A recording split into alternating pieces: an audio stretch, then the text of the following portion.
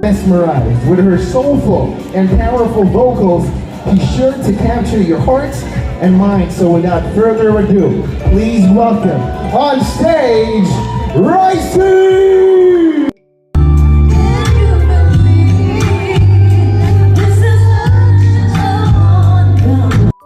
Sa mga salita, walang naniniwala. Aaminin ko sa'yo, buntik na talaga ako, pero